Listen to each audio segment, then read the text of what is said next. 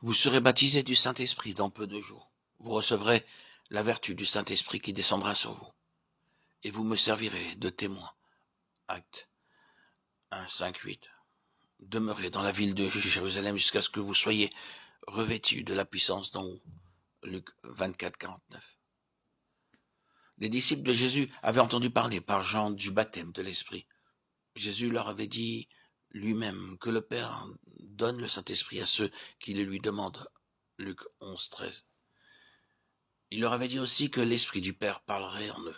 Matthieu 10, 20. Et la veille de sa mort, il leur avait annoncé que l'Esprit viendrait à eux pour convaincre le monde de péché. Pour eux, l'envoi du Saint-Esprit se rattachait donc à l'œuvre qu'ils auraient à faire et à la nécessité de recevoir la force de l'accomplir.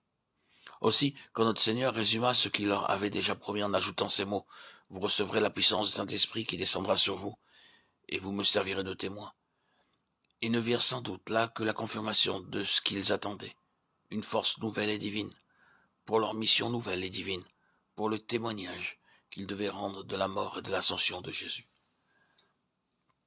Tout ceci était d'accord avec ce qui leur disait déjà l'écriture de l'œuvre de l'Esprit.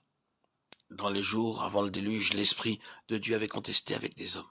Plus tard, il avait doué Moïse de sagesse, ainsi que les 70 hommes choisis pour gouverner Israël.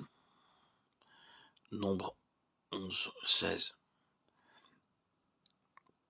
Il avait aussi doué de sagesse ceux qui devaient construire le tabernacle. Au temps des juges, l'Esprit avait envoyé force et puissance pour vaincre l'ennemi.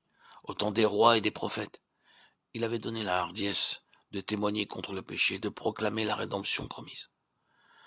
Chaque fois qu'il est parlé de l'Esprit dans l'Ancien Testament, c'est à propos du règne de Dieu et de son service.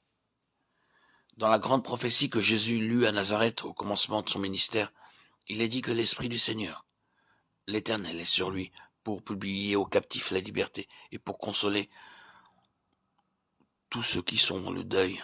Ésaïe 61, 1. Aux yeux des disciples, qui connaissaient bien l'Ancien Testament et qui avaient longtemps suivi Christ, la promesse de l'Esprit ne pouvait avoir d'autre but que celui de leur assurer la force voulue pour leur mission après l'ascension de leur Maître. Tout ce que l'Esprit devait leur apporter, consolation, lumière et sainteté, tout devait concourir à les revêtir de force pour servir leur Maître.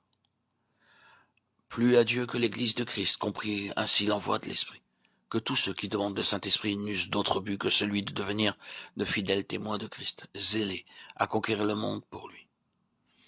Il est toujours regrettable de laisser perdre une force.